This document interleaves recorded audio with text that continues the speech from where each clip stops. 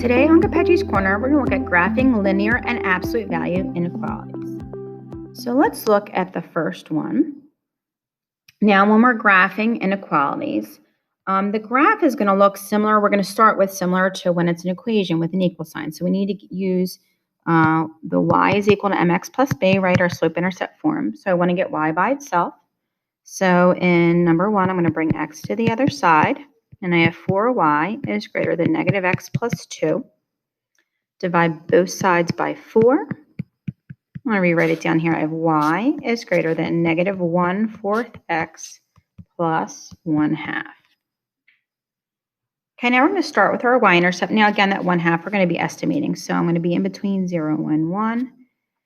Now, again, my slope is negative 1/4. So I'm going to go down, right? Negative is down, and then positive on the denominator is right. Okay, so down to the right. So I'm going to go down 1. Again, I'm estimating down 1 to the right 4. 1, 2, 3, 4. I can also go up 1 to left 4. Up 1, 1, 2, 3, 4. Now the next thing, remember that greater than or less than is dashed. Otherwise, it's a solid line. So I'm not including, so I'm going to dash this all the way through. Arrows on the end. So I'm not including those points on the specific line, but everything up to that. Now, you've done that in Algebra 1, but it's just the shading is always a good reminder.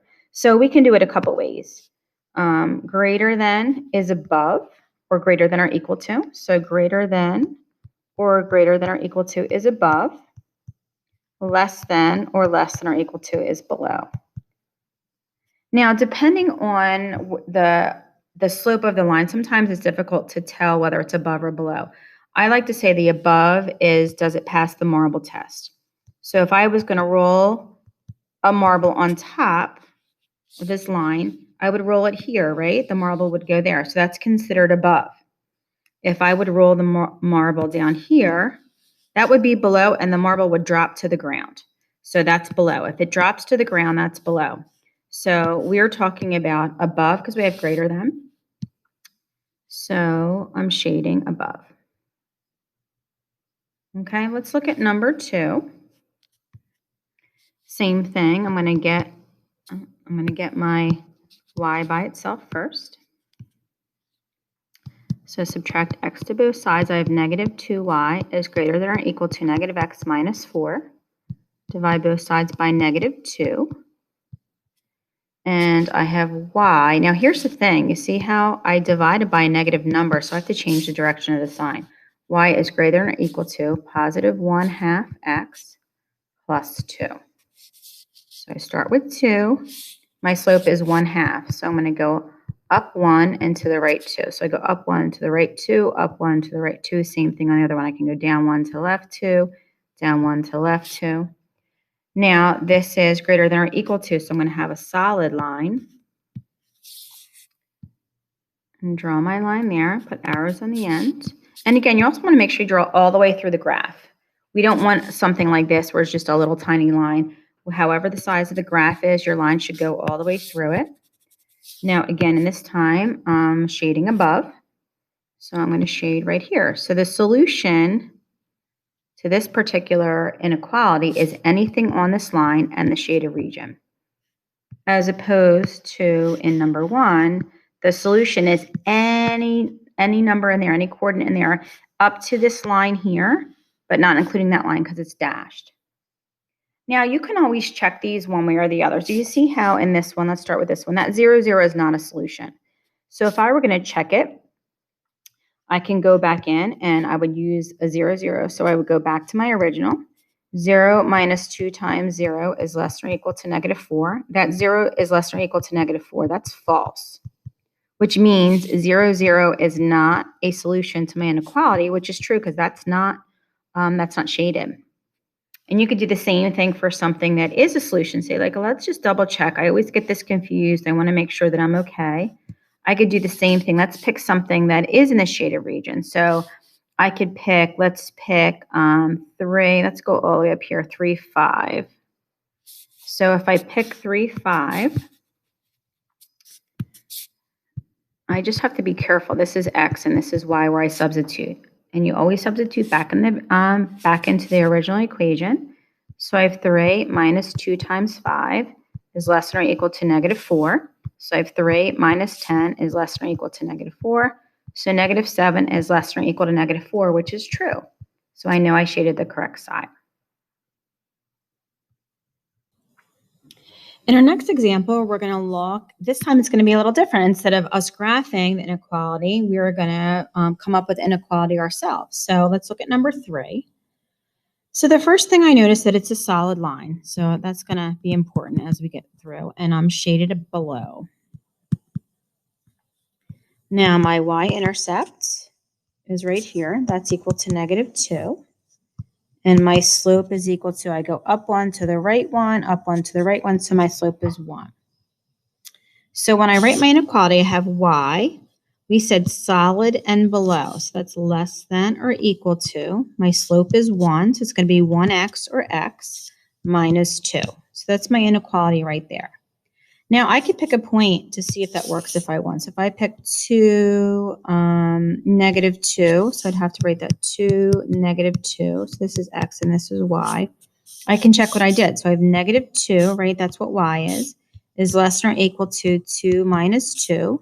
So negative 2 is less than or equal to 0, which is true. So I know I have my sign correct. So I am all set.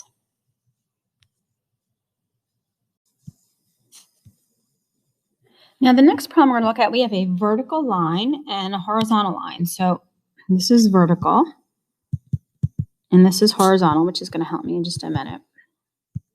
Now, remember before we talked about vuxhoy, right? That's going to help me. Vuxhoy.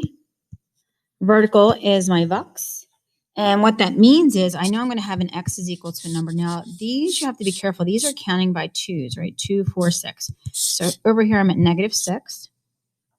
Which way does my sign go? Well, I'm shaded all the way to the right. So all these numbers are bigger than negative 6. I have a solid line, so x is greater than or equal to negative 6. And looking at the next example, again, we have a solid line. We have, looks like y is at 4. And now I'm shaded everything below. So numbers that are below 4 and have a solid line are going to be y is less than or equal to 4. All right, let's move on to some absolute value.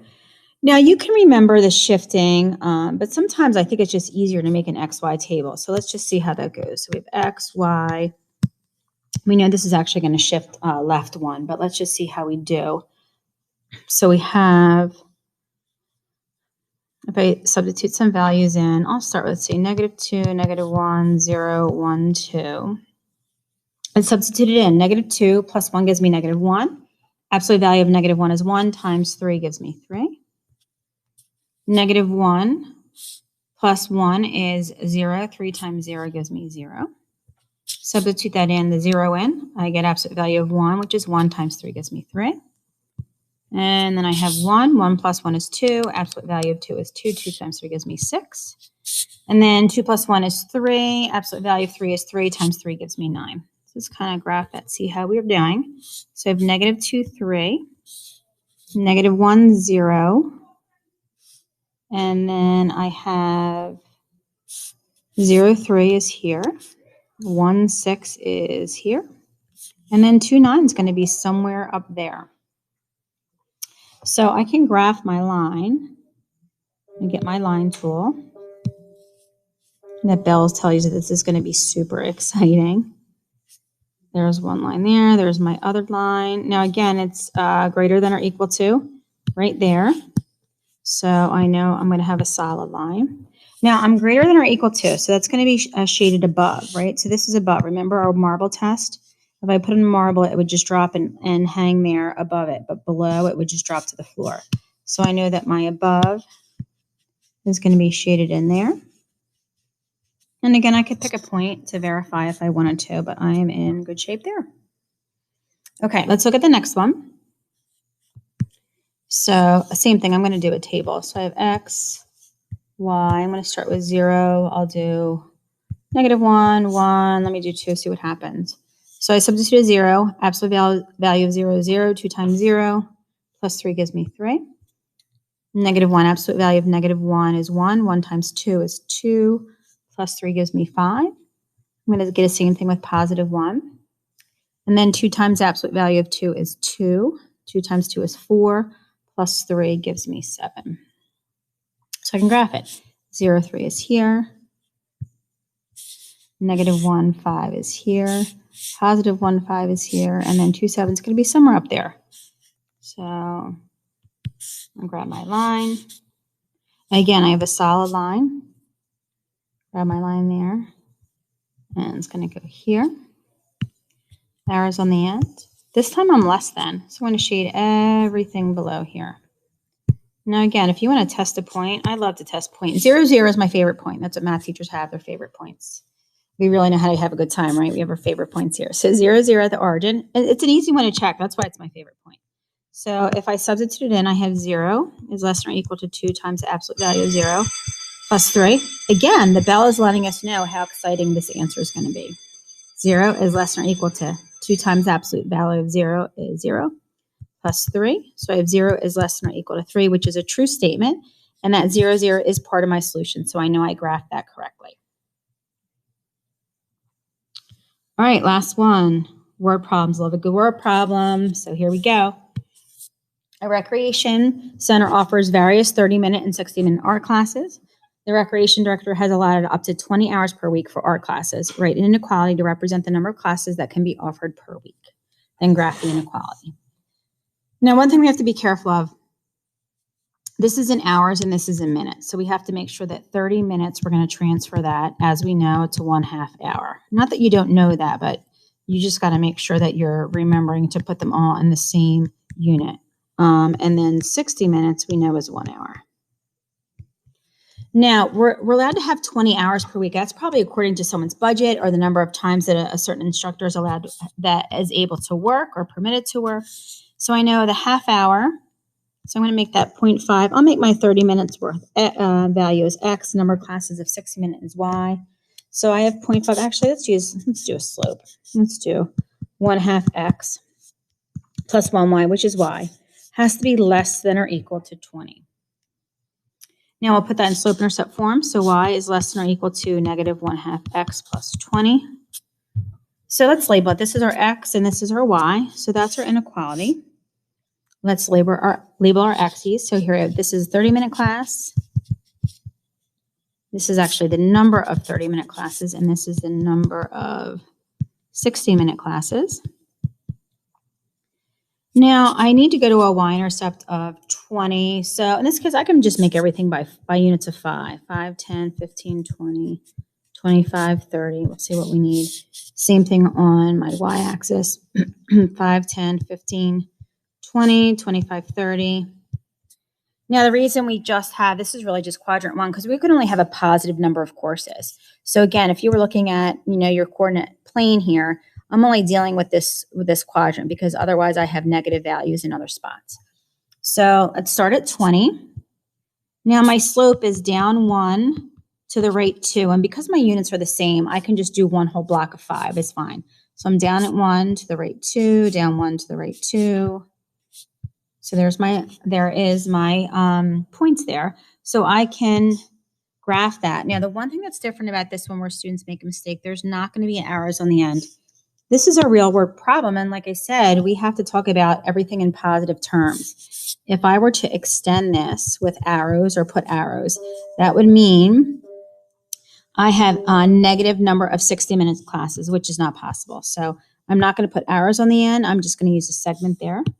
And again, my symbol is less than or equal to, so I have a solid line, and I'm going to shade everything in here. So all these options are within this shaded region.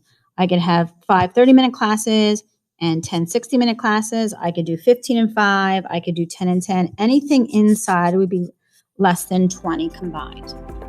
That's it for today. Great job, and have a great day.